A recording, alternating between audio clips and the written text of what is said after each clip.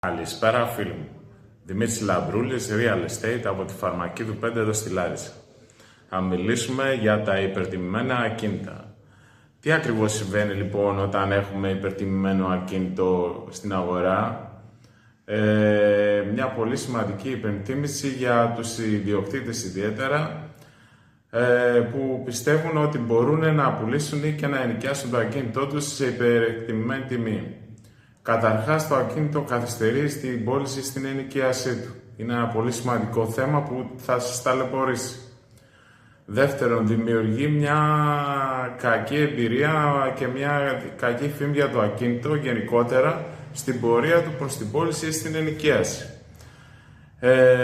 Τρίτον, δεν προσελκύει στα κατάλληλα άτομα που θέλουν να ενοικιάσουν ή να πουλήσουν το ακίνητό σου. Επομένως, σκέψου το καλά. Ένα υπερτιμημένο ακίνητο δεν θα σε βοηθήσει. Τι χρειάζεσαι? Έναν έμπειρο μεσίτη, ο οποίος θα έρθει, θα σου δώσει την κατάλληλη τιμή και θα σου προωθήσει το ακίνητό σου με τον τρόπο που χρειάζεται και ταιριάζει σε σένα. Σκέψου το λοιπόν και αποφάσισε. Να είστε καλά, Real Estate, Φαρμακίδου 5. Γεια σας.